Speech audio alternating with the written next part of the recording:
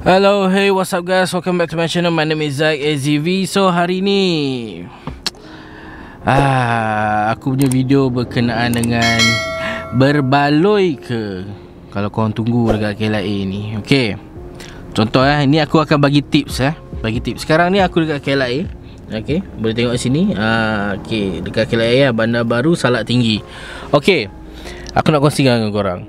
Sepatutnya kalau kat dalam credit wallet tak ada, apa orang cakap, kalau tak ada duit dalam tu lebih daripada 10 ataupun RM15 untuk dapatkan job ke KLIA, sepatutnya macam tu kan.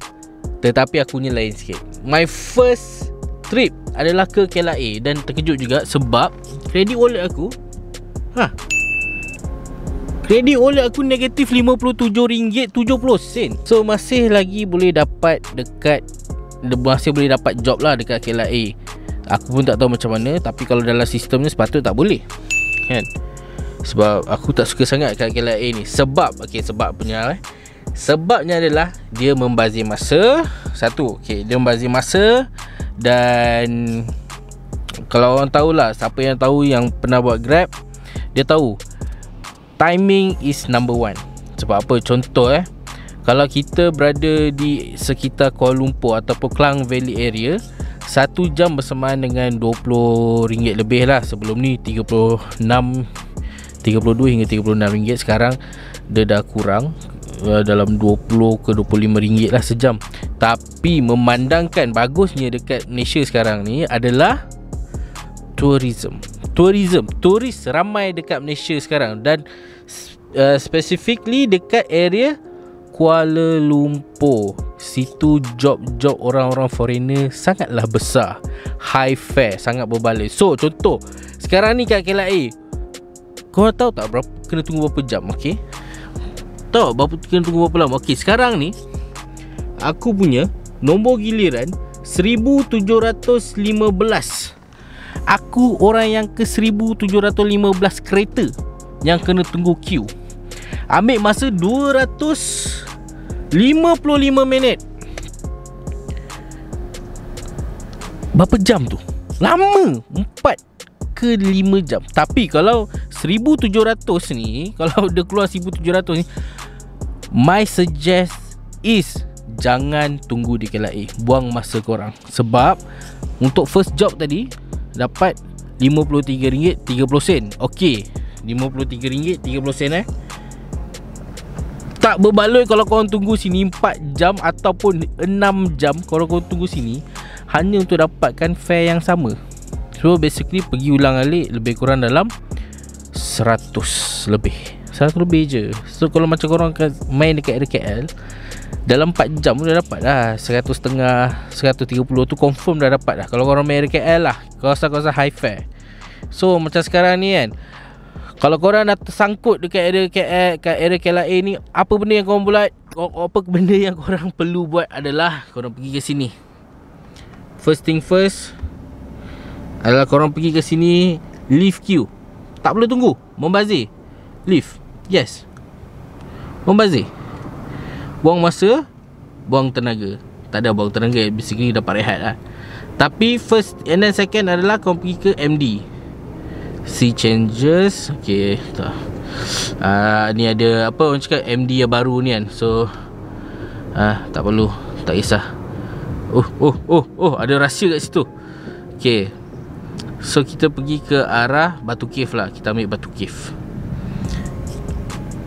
Consider as one use. Yes, confirm.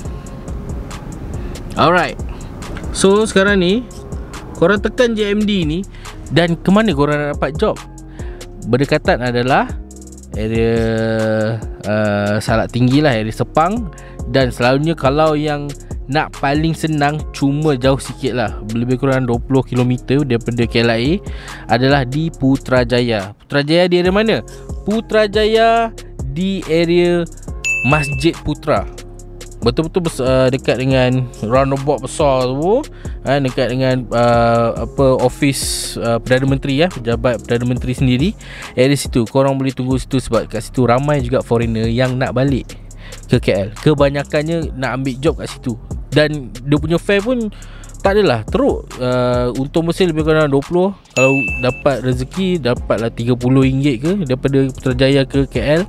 So depends. Macam saya pernah dapat RM40. Ada one time tu RM40 untung bersih. So macam okay lah, good lah, right. So sekarang ni kita bergerak ke sana. Itulah. Okay. So harap video ni membantu korang lah. Kalau korang yang jenis macam tak suka Macam akulah, aku tak suka sangat tunggu kat KLIA ni, buang masa, buang tenaga, aku pun mengantuk kan. Kita kopi lah ada, tapi still buat apa kan. Kita nak collect sebanyak yang mungkin, sebab time is limited. Macam aku punya time adalah limited. Waktu aku buat Grab adalah pada pukul 11 pagi lah, 11.30 ataupun 12.30 hari, sehingga pukul 4 petang. That's it. 4 jam je saja aku buat.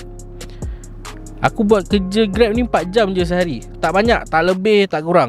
Kurang tu banyak lah. Lebih tu kadang sampai 5 jam je. So, tapi aku akan kekalkan aku punya income. Sehari untung bersih RM130 hingga RM150. That's it, cukup. Sebab aku ada banyak kerja lain. So, siapa yang berminat sorry. Okay, so harap video ni membantu korang. Kalau korang rasa video ni sangat berinformatif, sangat berguna untuk player-player yang jenis macam tak malas nak tunggu KLIA, silalah tekan butang like, komen, jangan lupa komen apa-apa any suggestion, dan juga share kepada kawan-kawan yang tak suka dekat area KLIA ni. Korang boleh kongsikan video ni kepada diorang. Dan sekiranya siapa berminat untuk buat income di YouTube, saya akan buat video ni as per request. Kalau korang request baru aku buat. Tak ada siapa request sekarang ni. Kalau ada orang request nak buat, bang, ada bang cara abang buat Grab ni, takkan Grab je bang kan, abang boleh kahwin cukup ke duit okay. Abang buat kerja 4 jam sehari ni cukup ke bang?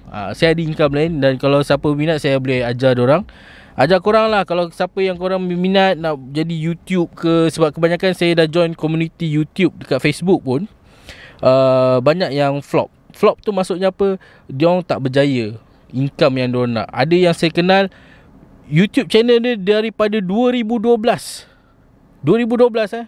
YouTube channel dia. Saya punya YouTube channel 2013. So dia lagi muda setahun daripada saya, tapi income dia setahun baru RM80. So macam apa abang buat kan.